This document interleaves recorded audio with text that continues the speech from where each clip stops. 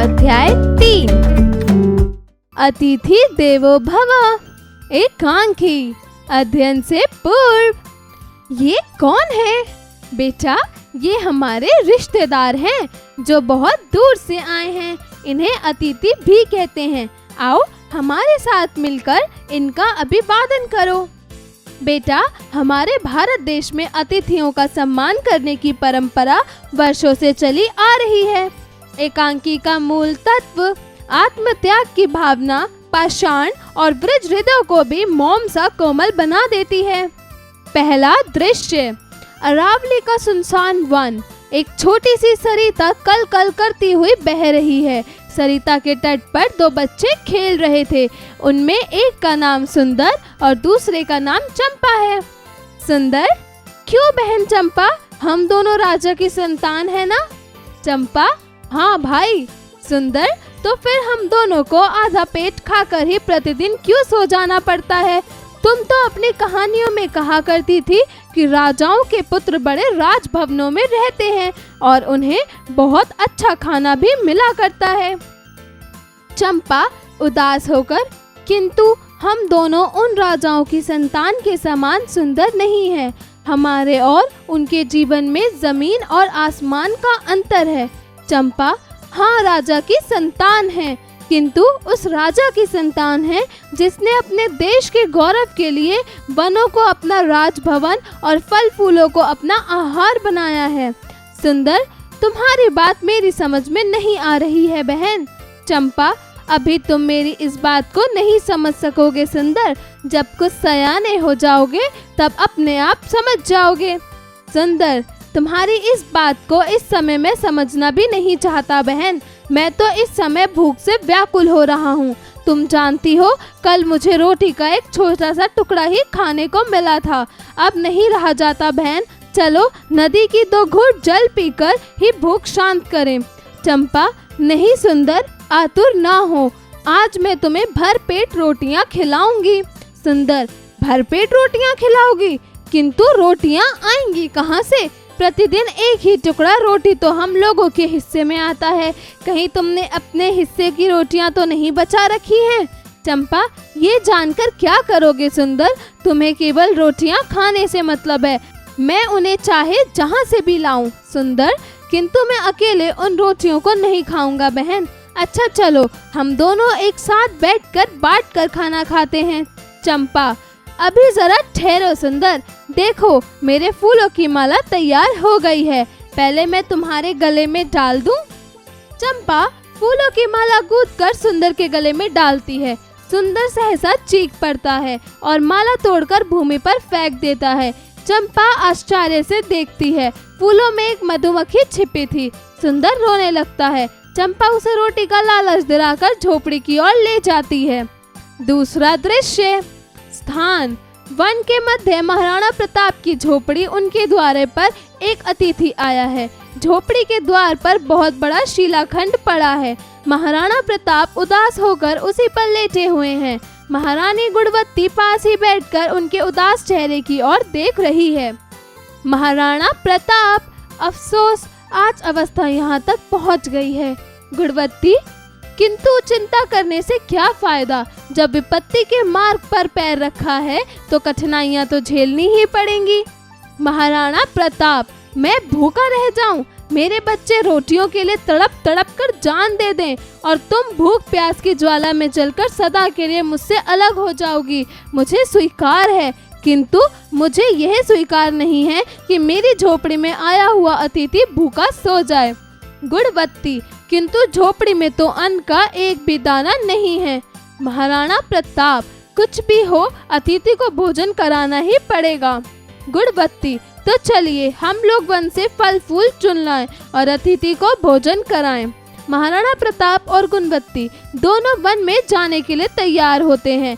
सहसा सुंदर की छाती से चिपकाए हुए चंपा का प्रवेश। चंपा, पिताजी आप व्याकुल ना हो, अतिथि को भोजन मैं कराऊंगी। महाराणा प्रताप, आश्चर्य से, अतिथि को तुम भोजन कराओगी? चंपा, हाँ मैं भोजन कराऊंगी। 2-3 दिन से मैंने अपने हिस्से की रोटियां बचाकर सुंदर के लिए रख छोड़ी है। सुंदर सो गया है, इसलिए अब यह नहीं खा सकेगा। चंपा दौड़कर झोपड़ी में जाती है और रोटियां लाकर केले के एक पत्ते पर अतिथि के सामने रख देती है। चंपा, लीजिए महाराज, हम गरीबों के पास रूखी सूखी रोटियों को छोड़कर और आपको मिल ही क्या सकता है। अतिथि रोटियों का टुकड़ा खाकर, रोटियां सूखी हैं किंतु इनमें अमृत का स्वाद है बेटी, ऐसी मीठी रोटियां तो मैंने जीवन में कभी भी नहीं खाई। चंपा, यह आपकी कृपा है महाराज। अतिथि, किंतु बेटी, क्या मैं तुमसे ये पूछ सकता हूँ कि तुम कौन हो और इस भयानक वन में क्यों इतनी आपदाएं झेल रही हो। चंपा, मैं महाराणा प्रताप की पुत्री हूँ महाराज। स्वदेश के गौरव के लिए विपत्तियां उठाना महाराणा प्रताप की संतान अपना धर्म समझती है। अतिथि, किंतु वन में भूख प्यास की ज्वाला में जलकर तुम अपने देश के गौरव की रक्षा कैसे कर सकती हो बेटी। चंपा, केवल अकबर के सामने अपना मस्तक ना झुकाकर, इसी में आत्मा को सुख है, इसी में हृदय को संतोष है। अतिथि आश्चर्यचकित होकर चंपा की ओर देखता है और रोटियों की प्रशंसा करके झोपड़ी की ओट में जाकर छिप जाता है। तीसरा दृश्य, थान, झोपड़ी का द्वार। चंपा कई दिनों से भूखी है। अतिथि तृप्त होकर झोपड़ी के द्वार से गया है। चंपा फूली नहीं समाती, वह दौड़ती हुई झोपड़ी में प्रवेश करती है, किंतु द्वार पर एक पत्थर से टकराकर गिर पड़ती है। महाराणा प्रताप दौड़कर उसके पास जाते हैं और उसे अपनी गोद में उठा लेते हैं। महाराणा प्रताप, क्या अधिक चोट लगी है बेटी। चंपा, कुछ नहीं पिताजी, आप चिंता ना करें, केवल एक हल्की सी चोट है। महाराणा प्रताप रक्त देखकर, हल्की सी चोट है, किंतु तुम्हारा तो सिर फट गया है चंपा। ओह, अब यह नहीं देखा जाता अपने आप से। प्रताप, सचमुच तू बड़ा अभागा है, तेरे ही कारण तेरे बच्चों की आज ये दुर्गति हो रही है। यदि तू अकबर की बात मानकर उससे संधि कर लेता तो आज अरावली के सुनसान वन में तुझे ये भयानक दृश्य ना देखना पड़ता। चंपा सचेत होकर, पिताजी, यह आप क्या कह रहे हैं? क्या आप अकबर से संधि कर लेंगे? क्या आप कष्टों से घबराकर अमर सुख को नष्ट कर देंगे? क्या आपने इसलिए इतने दिनों तक वन के फल फूल खाकर अपने दिन बिताए? महाराणा प्रताप, आंखों में आंसू भरकर, तो फिर क्या करूं बेटी। चंपा, प्रतिज्ञा कीजिए पिताजी कि हम कभी भी अपना मस्तक अकबर के सामने नहीं झुकाएंगे। महाराणा प्रताप, अच्छा बेटी, प्रतिज्ञा करता हूँ कि हम कभी भी अपना मस्तक अकबर के सामने नहीं झुकाएंगे। चंपा, ठीक है, अब मेरी साधना सफल हुई। अच्छा, अब माता पिता दोनों को सदा के लिए प्रणाम। चंपा आंखें बंद कर लेती है। गुणवती जोर से रो उठती है। प्रताप की आंखों में भी जल भर आता है। तभी झोपड़ी में अतिथि का असली वेश में प्रवेश। अतिथि, महाराणा प्रताप, आप धन्य हैं। आपकी संतानों का आत्मत्याग पाषाण वृद्ध हृदयों को भी मौन सा कोमल बना देने वाला है। महाराणा प्रताप अतिथि की ओर देखकर, कौन? दिल्ली सम्राट अकबर। अकबर, आपकी अमृतमय रोटियों को खाने वाला आपका अतिथि। बालिका चंपा के शव को देखकर अकबर की आंखों में भी जल भर आता है। ऐसा जल भर आता है कि वैसा पृथ्वी, पाताल और स्वर्ग में कहीं खोजने पर भी नहीं मिलेगी। पर्दा गिरता है। शब्दार्थ, सरिता अर्थात नदी, तट अर्थात किनारा, सयाने अर्थात वयस्क बुद्धिमान, व्याकुल अर्थात बेचैन, आतुर अर्थात अधीर उत्तेजित, सहसा अर्थात अचानक एकदम से, शिलाखंड अर्थात पत्थर का टुकड़ा, अभागा अर्थात जिसकी किस्मत खराब हो, प्रतिज्ञा अर्थात दृढ़ संकल्प, पाषाण अर्थात पत्थर। उच्चारण करें, गूंथ कर, तड़प कर, स्वीकार, विपत्तियां, तृप्त, आश्चर्यचकित, दुर्गति, आत्मत्याग, अध्यापन संकेत।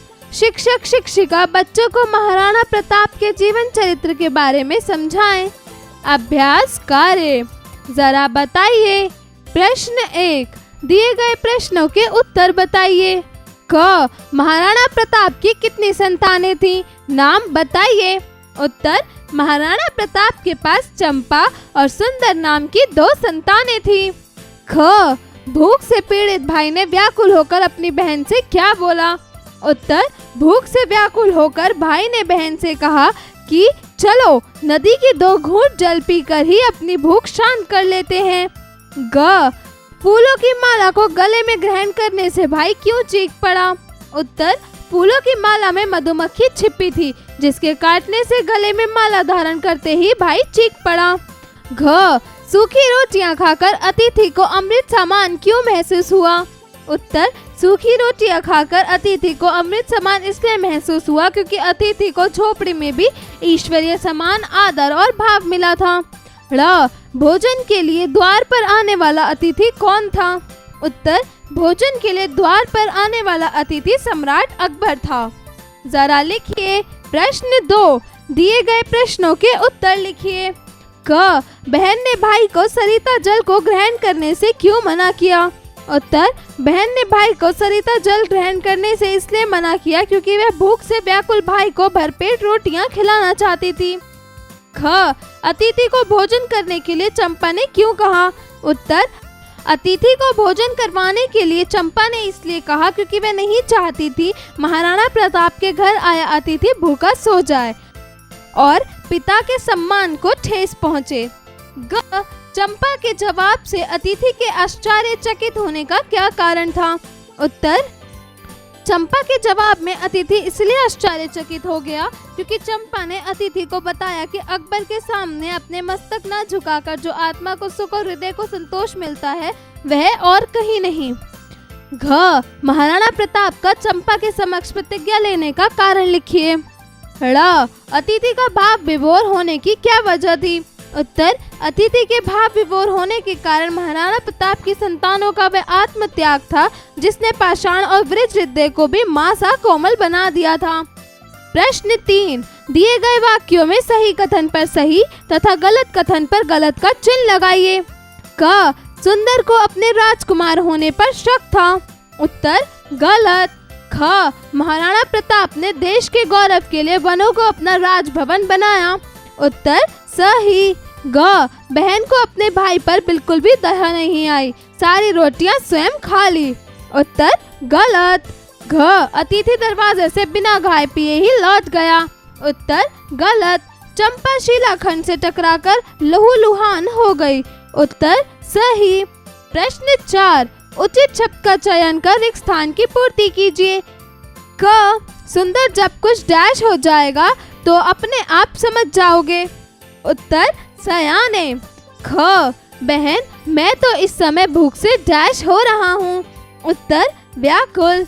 ग, मैंने अपने हिस्से की डैश बचाकर सुंदर के लिए रख छोड़ी है। उत्तर, रोटियां।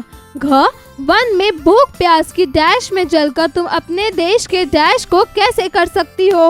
उत्तर, ज्वाला, गौरव। ड़, हम कभी भी अपना मस्तक डैश के सामने नहीं झुकाएंगे। उत्तर, अकबर। प्रश्न 5, दिए गए प्रश्नों के लिए उचित विकल्प का चयन करें।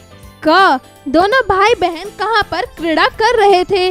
तालाब किनारे, समुद्र किनारे, नदी किनारे, महल में। उत्तर, नदी किनारे। ख, खाने के लिए अतिथि को रोटियां किसने दी? गुणवती ने, चंपा ने, महाराणा प्रताप ने, इनमें से कोई नहीं। उत्तर, चंपा ने। ग, शास्त्रों में अतिथि को किसके समान माना गया है? राजा के, देवता के, भगवान के, नौकर के।